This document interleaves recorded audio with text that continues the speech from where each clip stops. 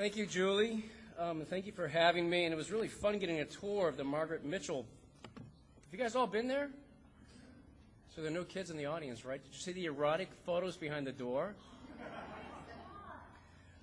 You know, I was reading the letters of Hemingway lately, and he has this one little aside in a letter to his editor, Maxwell Perkins, where he says that the writing impulse and the lovemaking impulse operate on the same motor.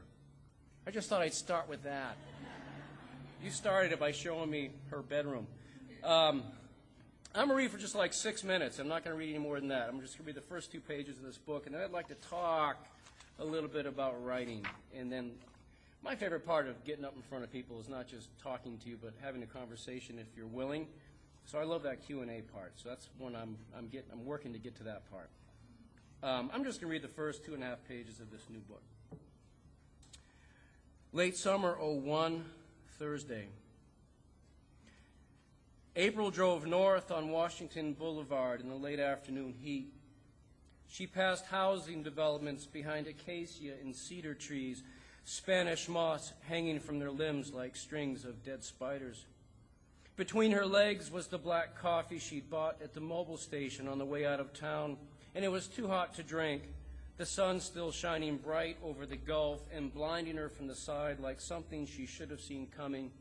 Like Jean getting laid up, and now there's no one to watch Franny, and no calling in sick at the Puma.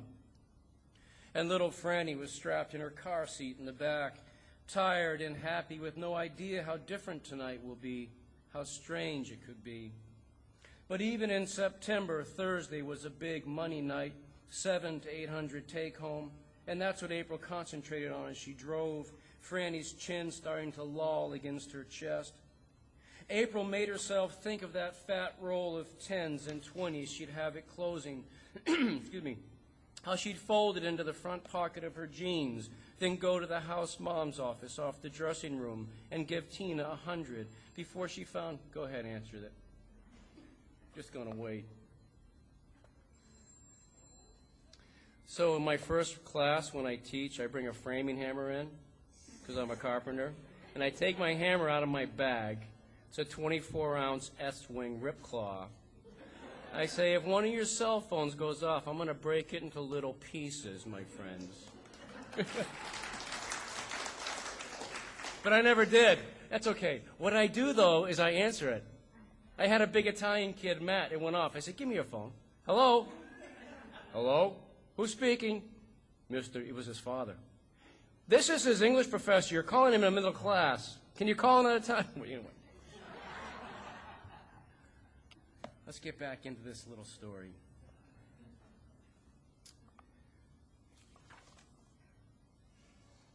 April made herself think of that fat roll of 10s and 20s she'd have at closing, how she'd fold it into the front pocket of her jeans, then go to the house mom's office off the dressing room and give Tina 100 before she found Franny in her PJs on Tina's brown vinyl couch.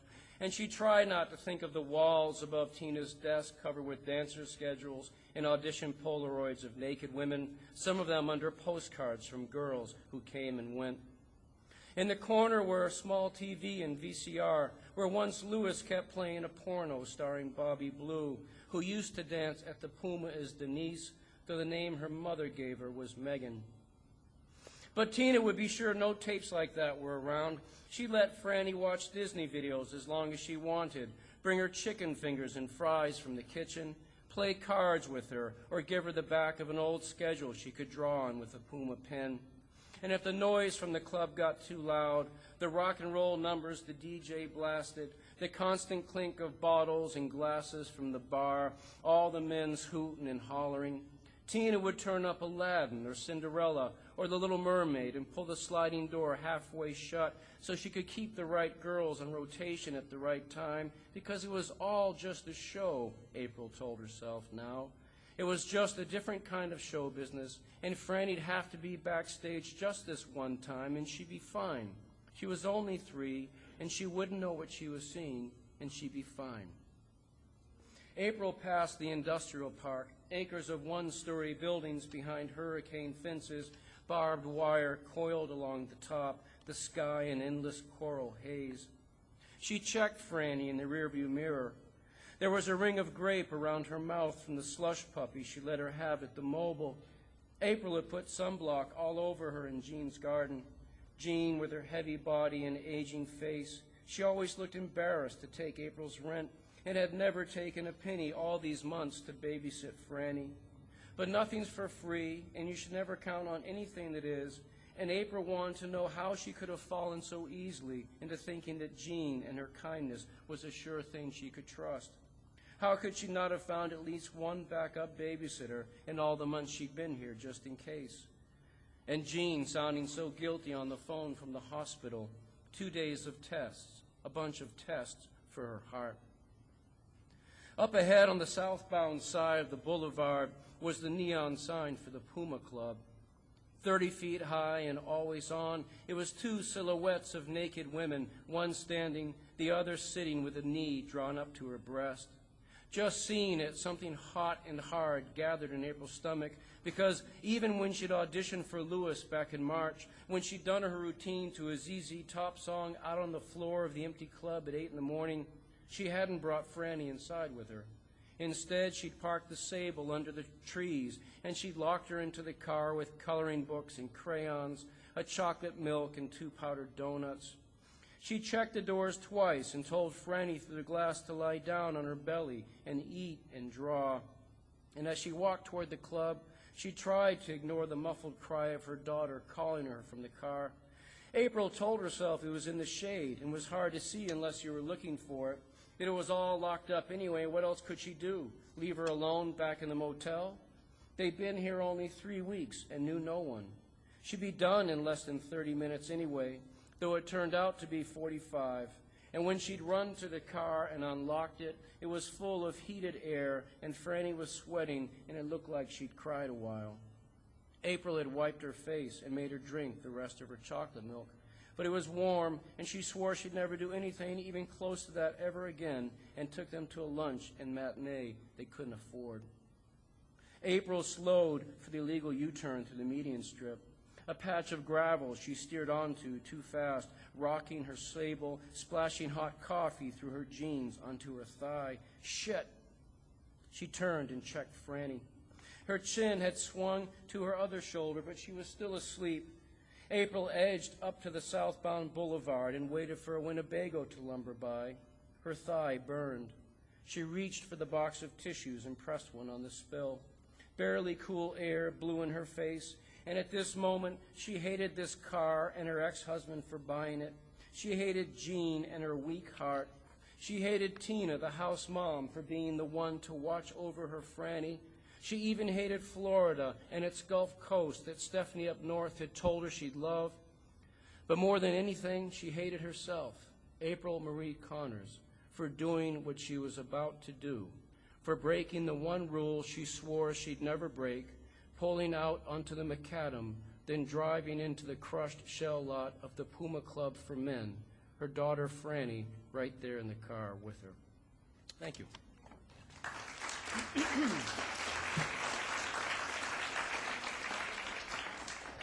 And that's how that cheerful little tale begins. I have to thank Marty for his book because I forgot mine, so I borrowed yours. Thank you. I was just hoping to tell you a scary story about a panel I was on. It was scary for me. It might not be scary for you, but it was terrifying for me. This is right after House of Sand and Fog had come out, and I found myself on a panel with some very heavy-hitting writers, and I already felt like a puppy with big dogs and undeserving. What am I doing up here? But I said, well, okay, I'm up here, though. So there was a moderator for the panel. There were 5 writers, and including me, and the moderator began, big crowd, and the moderator began by asking the writer to the far right of me, so Mr. So-and-so, he had 2 Pulitzer Prizes, by the way, one in poetry and one in nonfiction, one in fiction. Very imposing guy. Mr. So-and-so, what are your themes? I'm thinking, oh, what a stupid question. How's he going to know his friggin' themes? He says, well, of course, my themes are the postmodern deconstructionist, blah, blah, blah, blah, blah. the breakdown of the European Gestalt, if you go back to the modernist age. He's going on and on. My heart's starting to go, ba-boom, ba-boom, ba-boom. Nobody told me there was a test. Nobody told me I had to prepare. They just were going to have a talk. Thank you, Mr. No, Ms. So-and-so, 2 National Book Awards she had. Ms. So-and-so, tell me, what are your themes? I said, she's not going to know, is she? Well, of course, my themes are the decline of the West with the rise of the feminine power through the vagina, up through, on and on. Now I'm about to throw up. So she gets to me. Mr. Dubus, what are your themes, sir? Beats me. The audience laughed a little nervously. Some of the mothers looked at me a little maternally, protectively. She said, no, seriously, Mr. Dubus, what are your themes? I said, honestly, I don't have a clue, really. Please, pass. So she goes on. It's just like being back in grammar school. You have to pee. She didn't see you raise your hand. You're peeing in your seat. Did it ever happen to you? That happened to me. I was such a good student. She never gave me permission, so I just peed right in my seat, first grade. Oh. Had to go to the lost and found box and wear the big corduroys all day. Okay. So she goes on, and the other 2 writers know their themes. They know their themes, and they know them so articulately and brilliantly, and I'm beginning to feel really, like I don't deserve to be there. And then I begin to feel what I think a lot of writers feel anyway, which is I'm faking it. They're all going to see I'm not a real writer. Who am I shitting? My father was the writer. God damn, he was a master short story writer. Yeah, my father. Of course he was. Well, you don't have to clap.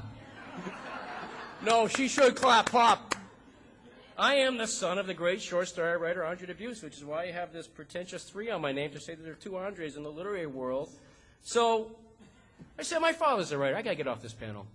You know, it's not too late. I can go to medical school, make my mother proud. I'm only 39. The panel went on, and after a while, the Q&A part comes, my favorite part, just people talking. Someone raises a hand and asks me a question. I answered. And the other writers just looked at me. Said, oh, shit. I guess I answered wrongly. I didn't say that. I thought that. They went on and on. We signed books. I flew home, licking my psychic wounds, just feeling kind of beat up on, and honestly feeling as if I was caught at something I should have been doing in the first place. And that is, you know, pretending to be a writer. And then I began to think about, and this is, by the way, these feelings didn't leave. The House of Sand and Fog became #1, and I said, I'm even more of a faker. Now I'm a loud faker. Now I'm a loud faker getting a royalty check. I'm a hack loud faker. So then I began to I got back to work. The best therapy for me is just get back to work. Just work on the next thing. Forget about the world, noticing or not noticing what you're doing.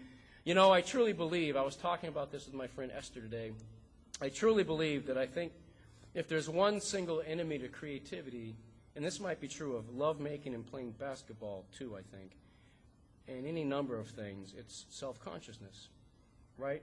When you're watching yourself do something instead of being deeply in the moment doing it. So I began to get back to work, and I was just thinking about other writers, other stories came to me. I'm going to inflict a few stories on you, and then I'm going to shut up and we're going to have a conversation. So, Mary Mccarthy, American writer, wonderful writer, right? She goes to Italy. She takes a steamship to Italy. She spends a year in Italy. She writes a novel in 1 year. 1 year. Publishing studies have shown to this day that the average book takes the average writer 2 to 10 years to write. She wrote, I mean, when you read about, there's some rare people out there who do a book a year, but those are the ones that you're always reading about because they're always selling their books because they're always out there. Most people don't. So there she is. She wrote this book, and not only did she write it faster than any other book, she felt it was her best work. She gets back on the ship, sails back to New York. They pull in. Yeah, he's got a car. They park the boat. They park the boat at the dock. She goes to get her trunk and her luggage. They have her luggage. She says to the Italian porter, and where's my trunk? What, the trunk? My trunk. my trunk with my book in it, my manuscript, my only copy. This is, of course, before copying machines, computers, all this stuff. There's one copy, her handwritten and typed copy. It's in the trunk. And they lost the trunk. And they never found the trunk again. Ever. It happened to Hemingway, too, years before. Right? Terrible story. All right, we all know that there are a lot worse things that can happen to a human being. A lot worse things can happen to people, but that's a bad day. So she's at a party. I don't know how many weeks later. I'd be wearing, black. She's having a drink. This guy comes up to her and he says, Miss McCarthy, I know it's a terrible thing, that they lost your book and everything, but really, what's the big deal? You wrote it. It's your book. Just write it over again. You know what she said? She said, no, I could never do that. I know how it ends. Story number 2. Story number 2. E.L. Doctorow, one of my favorite contemporary American writers. We know one of the greatest living writers in this country, I think. He's got 3 books under his belt, and he's working in his home in New Rochelle, New York on a hot summer day. And this is about the 6th week straight where every writing session, 5-6 sessions a week, he's felt kind of sick going to his desk because his body has told him before his mind that the novel has died on him. Now, I have this belief that, and it's probably a messy analogy, but I really believe, whether you're a male or female writer, that when you're writing that story, you are pregnant with that story the way a woman is pregnant with a baby in her womb.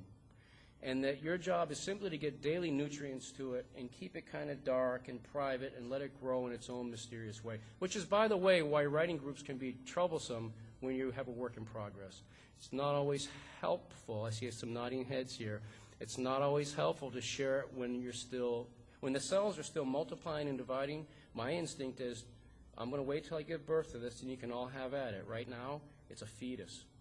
And as in nature, sadly, but naturally, sometimes babies miscarry.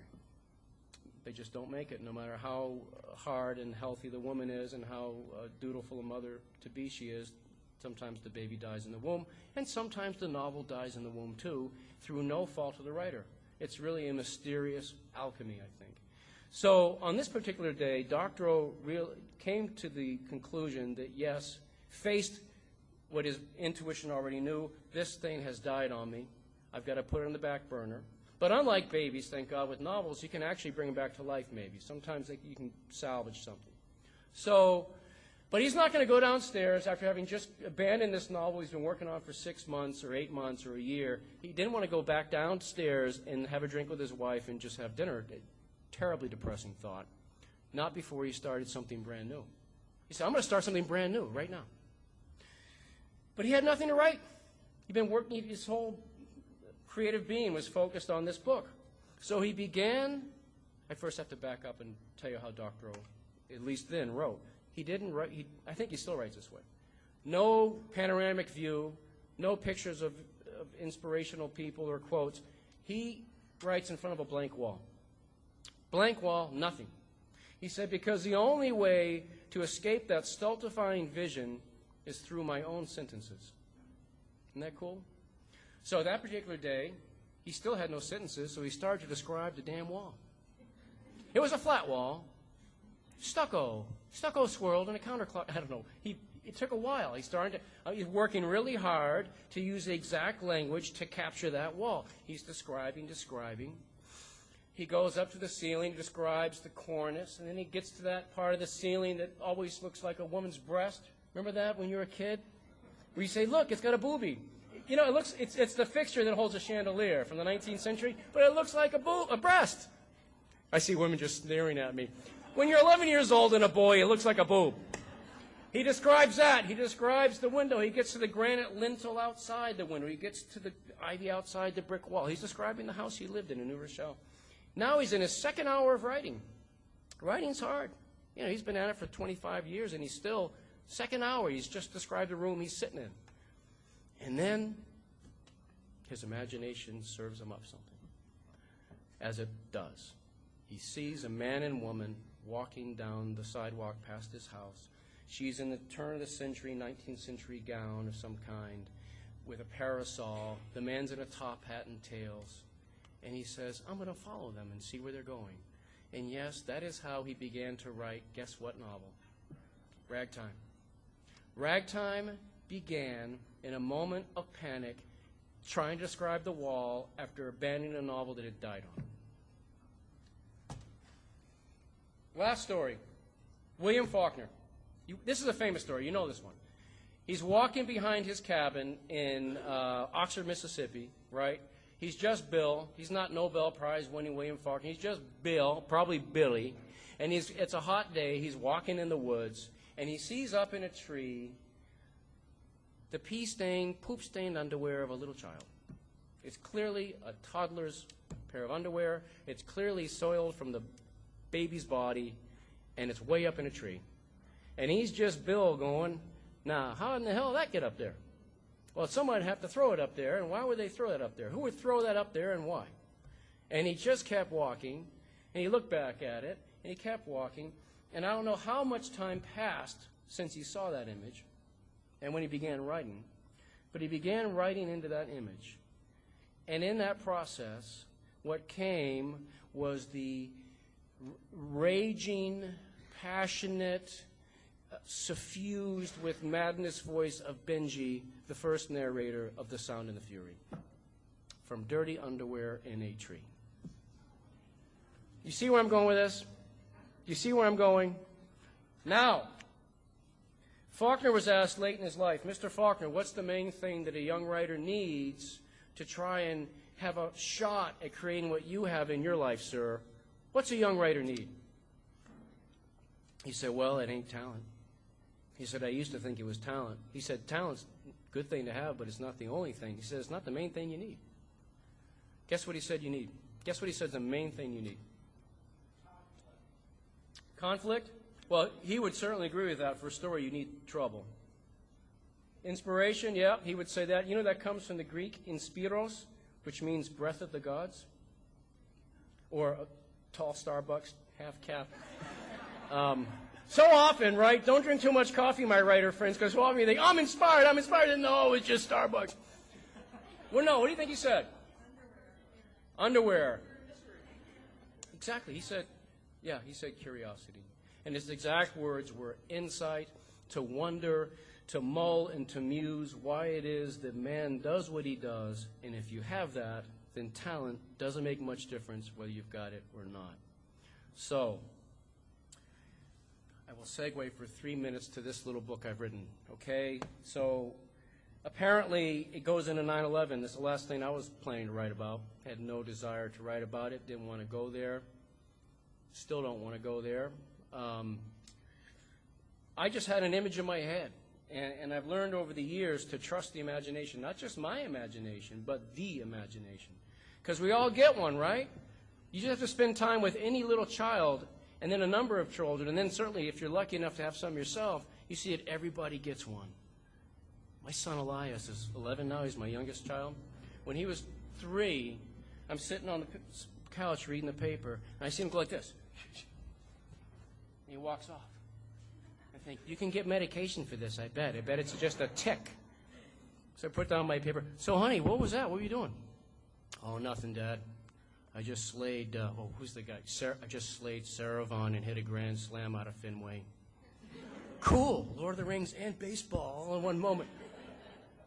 Everybody gets one. Everybody gets an imagination. And I'd be willing to bet a limb of mine that if I asked any of you if you've got these images just float from your life through your consciousness on a regular basis, and I bet you they tend to be the same 40 or 75, a lot of them go back years, and they're not even dramatic.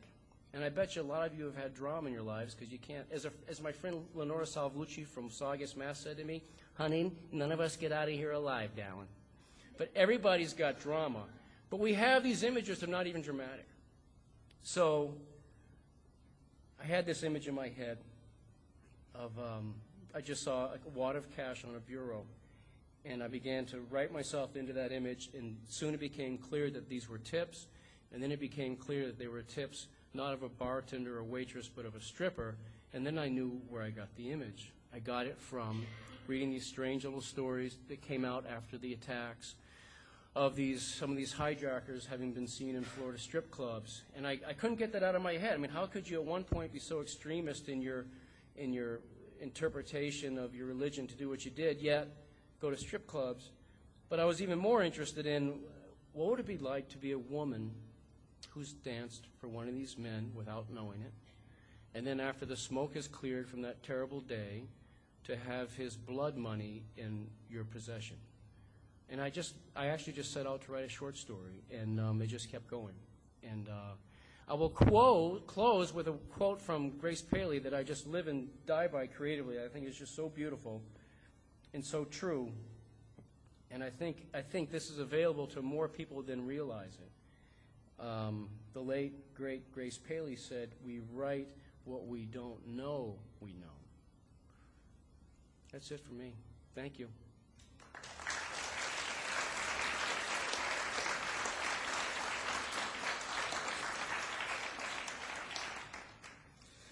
So what do you want to talk about? Yes, ma'am. I want to talk about the tenseness in your book. I only read about a third of it, and I told my husband I can't read it at night because it riles me up so badly before I go to sleep that I have to rest. And I'm really intrigued by all that tenseness, and it took me long until it made me. So you got tense? Oh, that's a good blurb. It'll get your blood pressure up. You won't be able to. Okay. I need to repeat what you said. You said you were wondering why. How? What did you say?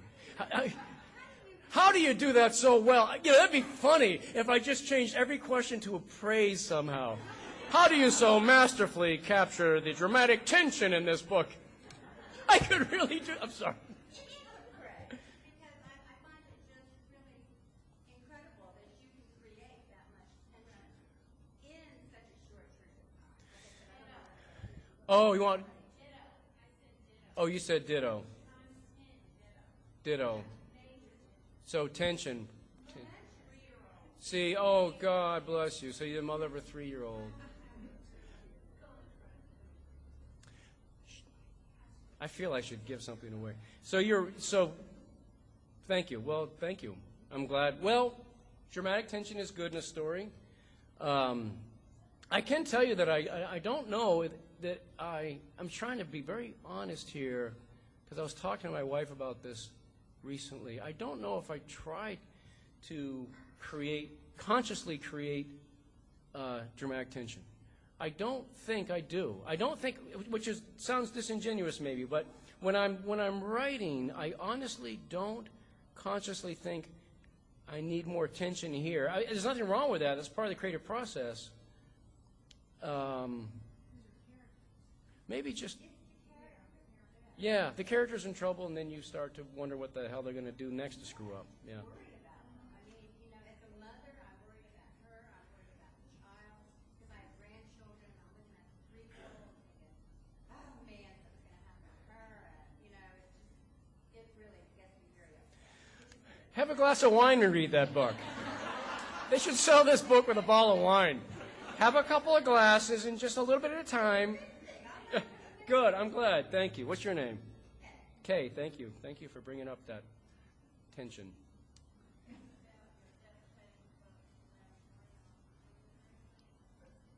This lady asked it. She's curious. I have to repeat it for these guys. You asked, you're curious why I dedicated the book to Larry Brown. Am I a fan of Larry Brown? Absolutely. I got to be a friend of his late in his life. He invited me to Oxford to read, and we just hit it off.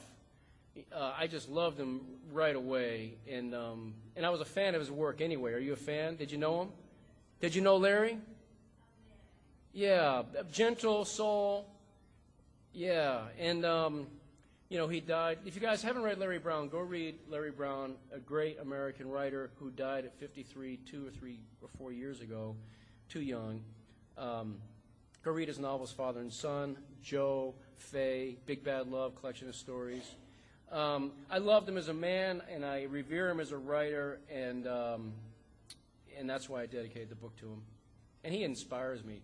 And he writes the kind of fiction that I'm a sucker for, which is this character-driven stuff that isn't clever. There's a lot of clever work out there now that just is not my cup of tea, to put it mildly. Yeah.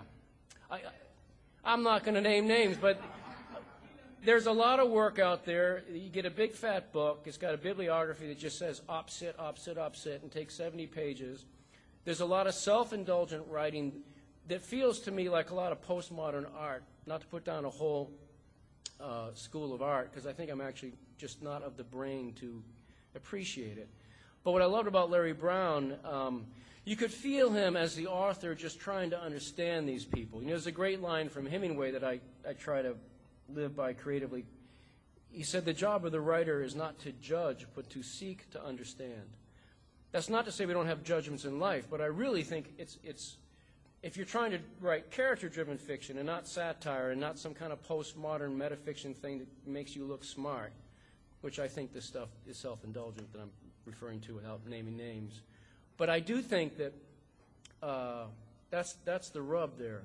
And if you sit down, how do you do this? How do I become someone else without judgment? And that's why I dedicate to Larry. Yes, sir.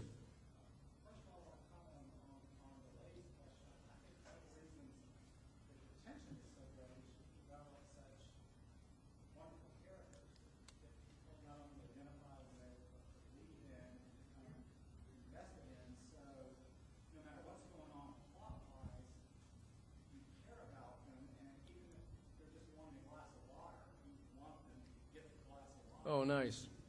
Yeah. So that's I think it's more of a character development than it is a plot development. My question is, you mentioned people write a novel every year and turn it off. You don't do that. You take your time and you talk about the gestation of the story. What is your process like? How does one go about writing a novel, particularly not just drafting the first draft, but what is your revision process like? How do you What's your name, sir? Ken, you're a writer too, obviously. Yeah. Ken asked, what's my writing process like? And, well, let me just say, I'm not putting down people who write a book a year. I'd love to write a book a year.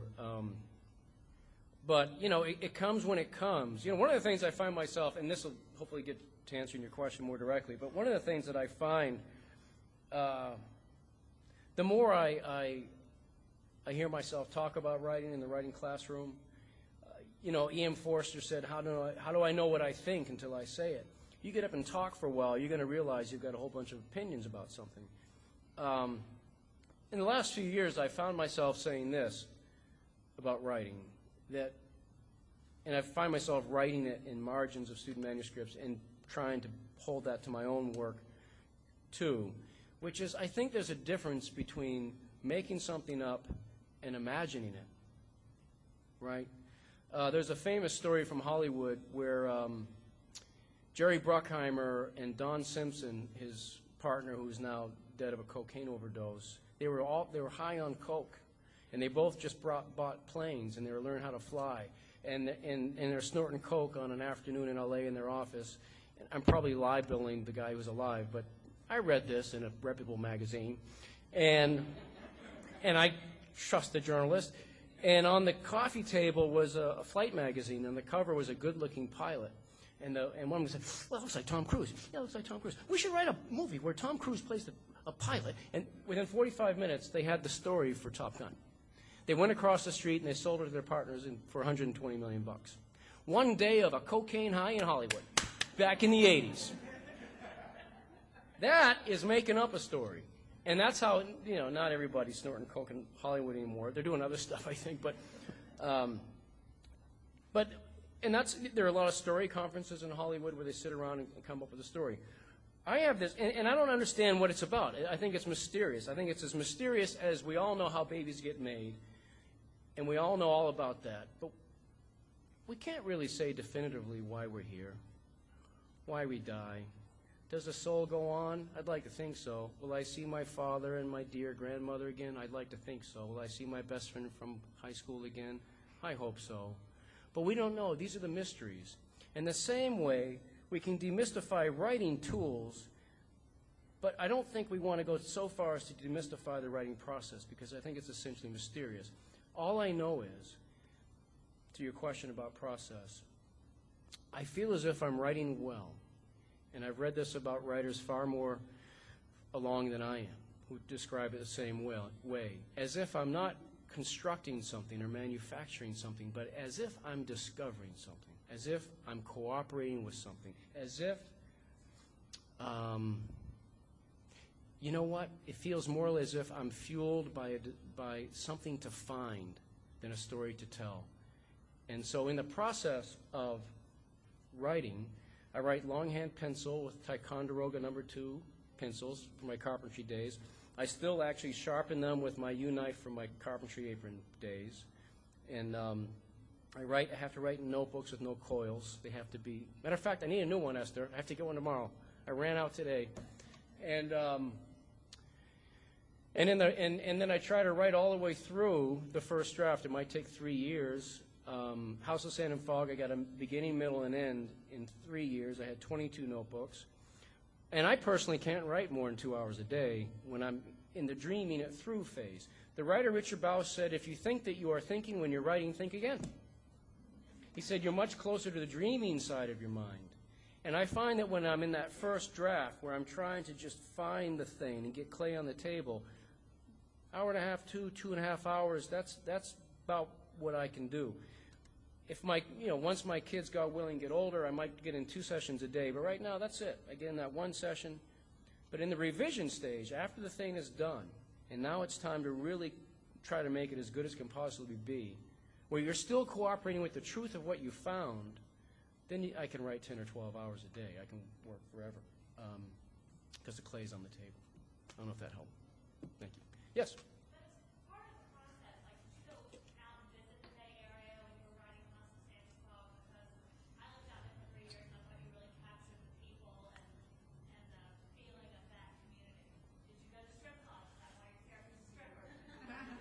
I've never been in a strip club in my life. Ever. I know, I'm kidding, I'm lying. I'm about to correct my record. How'd you? Yeah, I know. Yeah, but yes, so you asked, in House Sand and Fog, it's in the Bay Area of California, did I go there? Yeah, I did. I actually lived there for 8 weeks, and years later, I was able to write about that part from having been there, but I actually didn't go back to visit. And I hadn't been there in 10 years, maybe about 8 years before that. I had actually lived there for a short time, for 2 months. And then I was able to write about it from sense memory. One of the things I find myself saying in writing classes, too, is experience never hurts a writer, but let's not get too damn literal about it. I had a graduate student at Emerson College, where I taught for years, who started the semester looking really healthy, young, good-looking, athletic, 25-year-old man. And at the end of the semester, he looked all strung out and dark circles under his eyes. I said, Billy, are you all right? He said, is this off the record? I said, yeah, I'm just your writing teacher. I'm not your probation officer. I'm doing heroin. What? What? Yeah, I shoot heroin. I've been doing it like the last 7 weeks. Why? What? Well, look, my novel, man. I had to think about his novel. Shit! The main character's a heroin addict. Yeah, I thought I couldn't write about it without experiencing it, so I've been taking it. I said, are you kidding me? What if your main character's a hitman? You gonna go kill somebody? Jeez, I tell you that story because I do think we kind of live in a time that is a little too literal, a little too fundamentalist, and isn't quite trustful of the imagination. And so what I'm saying is, well, yes, I actually did go to strip clubs I flew down to Florida. I went to the strip clubs these guys were actually seen in. I interviewed some dancers, and I soaked up the atmosphere. But then I was there 3 nights, and then I wrote about it for 5 years. The imagination can do a lot with a little, and things are transferable. My father, right, Andre Dubus, one of his most widely anthologized stories is The Fat Girl, a very compassionate, gorgeous story from the point of view of a heavy woman in this narcissistic, thin, crazed culture of ours. He'd gotten dozens and dozens, if not 100 letters from women over the years asking him, how could you know what it's like to be a heavy woman in America? He said, well, I don't know what it's like to be a heavy woman in America, but, I grew up in the 40s in Louisiana wanting to play football, and I weighed 120 pounds. I know what it's like to, want to be a big man on campus and be this little guy. And so that's transferable, you know. Thank you. Yes? Earlier when I thought of that, that's how I started in the paper when I was since 17. I just am terribly unsure. I just want to tell you that the way I started doing this because the had seen me when the first book I came out the doors of houses Happens all the time. years ago, almost 20 years ago, your first one. Hmm. Which short stories are my favorite, which is why I like that so much. So you can tell us, I mean, your first one is that right here, Help Us On, and you're going to go right here. I love short stories. Are you going to This lady just said that she found my work through my father's work because we have the same name, and you're more of a short story reader, and you love my father's work. What's that? Oh, well, no, I don't think I'm as good as he is. Well, thank you. She's my sister. I bring her to every reading. Said, honey, squeeze it in about halfway through. Well, thank you for saying so. That's a mighty compliment. Thank you. I'm actually working on a collection right now, which I hope to finish in the next, 9 months. Thank you. Thank you. Yes? Could you let us know when you first realized that you wanted to become a writer, and then also how you got the idea for House of This lady asked when I knew I wanted to be a writer and when I got the idea for House of Sand and Fog. You know, I was a kid who always liked reading and writing. And as a boy in America, and as a boy in America who grew up in, hard scrabble mill towns north of Boston, I hid that. Because I get my ass kicked if I said, oh, goody, we get to write an essay on Walt Whitman tonight, boys. So I go home, I'd write something on Leaves of Grass, but I wouldn't tell nobody nothing. And I'd be up till 3 in the morning making sure every punctuation mark was just right. I'd sneak it to the teacher. I'd walk away, pretend I didn't do it. Truth is, I loved it. I loved reading and writing. And over the years, teachers would encourage me to think about that. And I just shrugged it off. I said, no, my father's a writer. I got to be something else. It wasn't a shadow thing. It wasn't, oh, gee, I don't want to be in my dad's shadow. It was none of that. It was just psychic math. My father is a writer. His name is Andre Dubus. I'm Andre Dubus, so I must be something else. There can't be two. So years later, I get out of college. I've got a degree in sociology and political science. I'm going to go get a PhD in Marxist social science because I was a rabid Marxist who just thought rich people were bad and poor people were good. That lasted about 6 months. And I became another, like a Buddhist, and I became something else and something else. But I was a truth seeker when I look back at the young me. And I was working construction, and I was getting ready for graduate school, and I was boxing at night, and on weekends, and I was reading social theory at night. I was reading Max Weber in this apartment with no furniture and drinking tea. And on weekends, I get drunk, and I chase women. And I began to date and live with this young woman who was taking a fiction writing class. And she had a crush on a writer named Joe. Because women can't hide your crushes. Your hair gets shinier. Your eyes glisten. Everything changes. You can't hide it. She come in, Joe read another story today. And she's just, oh, I want to kill Joe. So one day, this is a terrible story about me, but it's the truth. One day, she's out of her room, and I see a story by Joe on the bed. And I open it up, and I say, I'll read this little story. And I hadn't read fiction in about 6 years. It was all social sciences. And I start to read this story from the point of view of a young teenage boy working in a diner in a mill town.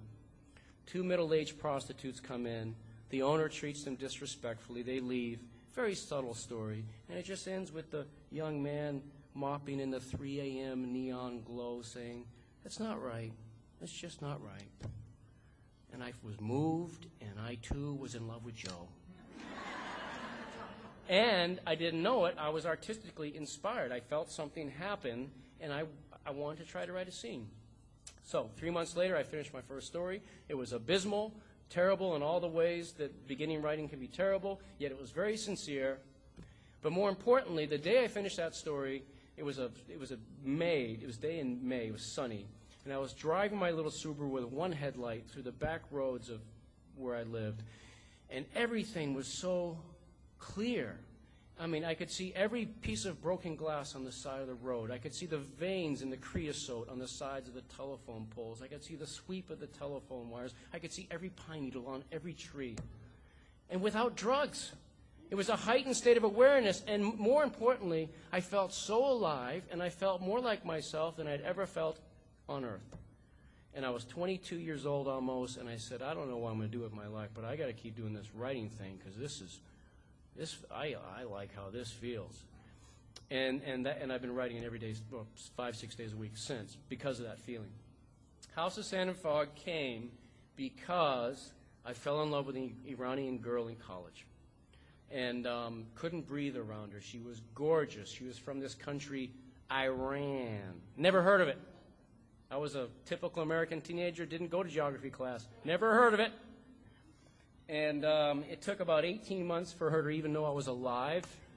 And then I realized I couldn't date her the way I was used to dating, which was back in the 70s where I grew up. Hey, I stole a six-pack. It's not too warm. You want to drink it in the parking lot?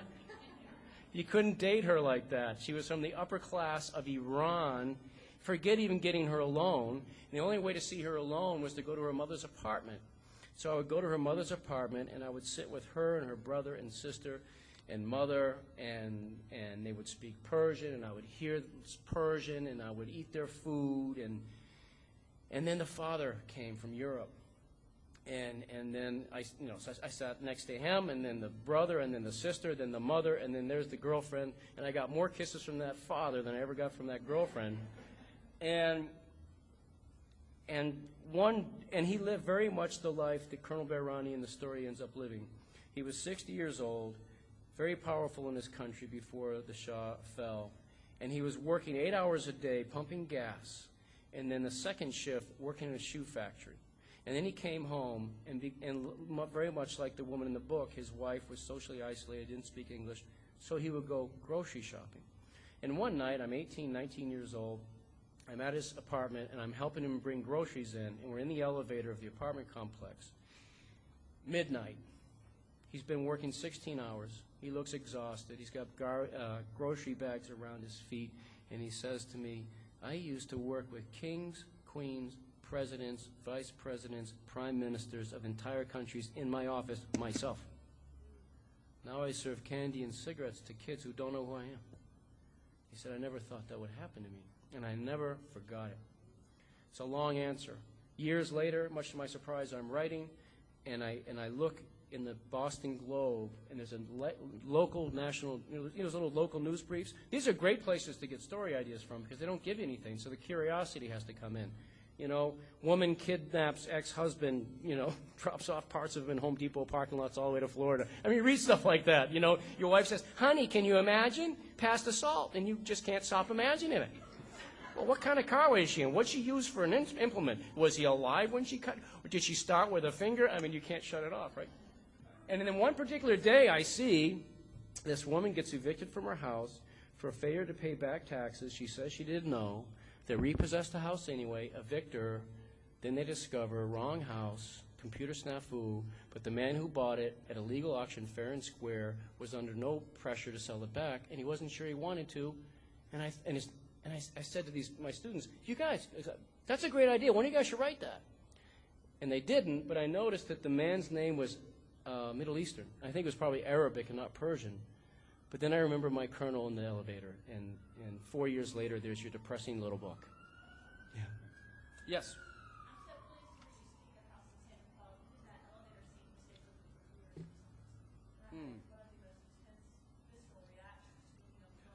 Oh, in the hospital elevator. Oh.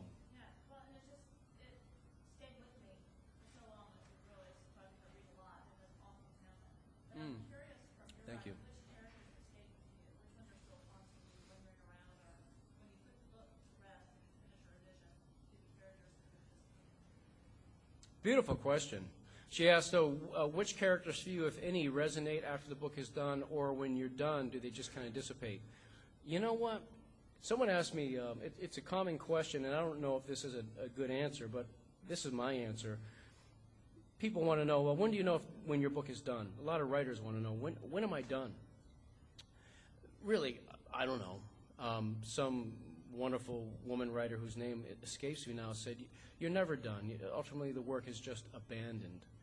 Because you can always, you're trying to do something perfect. Really, honestly, you're trying to create something perfect, and you never will because we're mortals. But here's how I feel. As a parent, when I come home, and my daughter's at her friend's house, and one of my sons is at another friend's house, and my other son is in another friend's house. I quickly do a parent scan. Okay, is that the alcoholic guy who's got guns? No, we wouldn't let him stay there. No, is she the one who's married to the... I do a quick scan to try to imagine the houses they're in, and I can't quite sleep till they're all back in the house, right? And then once they're all back in the house on Sunday night, because it's a school night, I sleep better than I can when they're out.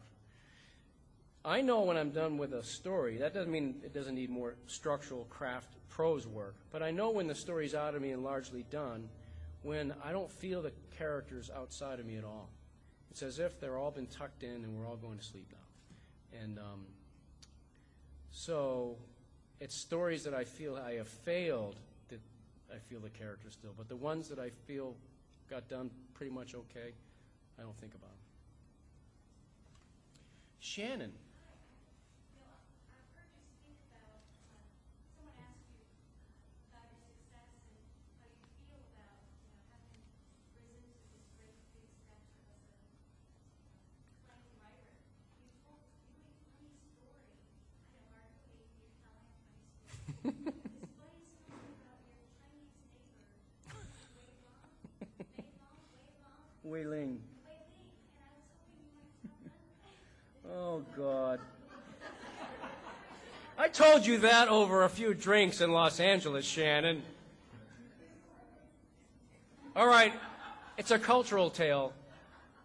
Should I tell it briefly? All right. Well, like a lot of people who are trying to create art, I've had a lot of jobs, and most of us never make a living at what we do, and so you got to learn to have 2 or 3 jobs, and that's not a big problem. That's just suck it up and do it, right? So for most of my 20s and 30s, I worked all these jobs, but most of my 30s, I worked as a carpenter and then a writing teacher. So one day would be a carpentry day, another day would be a teaching day, and I try to write every day. So one of these carpentry jobs, I was remodeling a house that my brother had designed the deal. We were ripping out a whole 2 stories of a house in Allston, Brighton, Boston. And some people lived in the house, and one of the families was a young Chinese family. The husband was an art director, very famous in China, who was working doing theater sets for Boston University. His wife, very lovely, I would see a lot of her all day because I was remodeling her house, and they had a little girl. So we would sit, I'd be in my carpentry clothes with sawdust and caulking and all this stuff on me, and I usually sit on the floor, and I'd be looking at what else I have to do for the rest of the day. I'd be eating my bag lunch. She'd be sitting at the kitchen table eating her lunch, and she had a very thick Chinese accent, and she was very nice. And then one day, my brother lived in the house, and he had my first book, the collection of stories, and one day she found it on the shelf, and she saw my picture, and she came to the lunch. We're sitting there. She said, "Excuse me, is that you?" I said, "Yeah." "That's you?" I said, "Yeah." "You're author?" I said, "Yeah." "You're author of this book?" "Yeah." "But you're doing this work?" "Yeah." "I never think I see this." She shakes her head. "I never think I ever see this." She said, "In China, author very, very high, get very much respect. And in China, this work you do very low. Very low, gets no respect. I never think I come to America, see author do such low work." So I already felt like crap anyway about my life, and I was broke, and matter of fact, this job was going terribly, and I was not going to make any money, and the bills were piling up, and I wasn't writing so well anyway, and I said, "Well, Wei Ling, what do they do in China? What do writers do in China? I mean, in America, if you play bass or paint or dance, you're gonna have to work somehow. So what do they do in China?" "Oh, author no work in China." "Really? What do they do?" "Author write all day." "Well, how's he make a living?" "Oh, government pay author write all day." "You're kidding me. I can just go to China and write all day. They pay me to write all day." "Yeah, I can write whatever I want." "Oh, no, you write what government wants you to write." Oh, anyway, that's my little story. But I love that lady. She was very nice. Hello, Wei Ling. God bless you.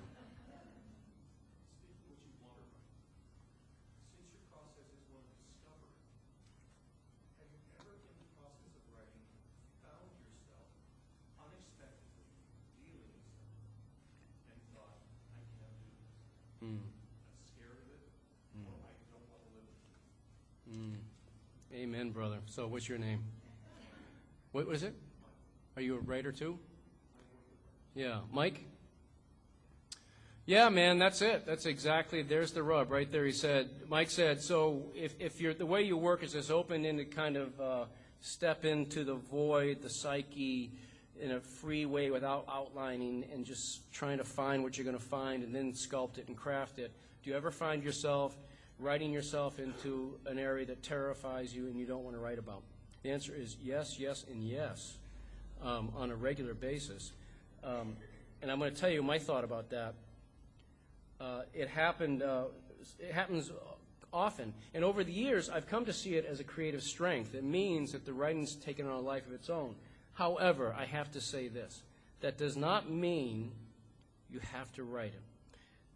What often happens is somebody might come across, a writer might end up writing into something quite traumatic from their own lives that they're just not ready to write about.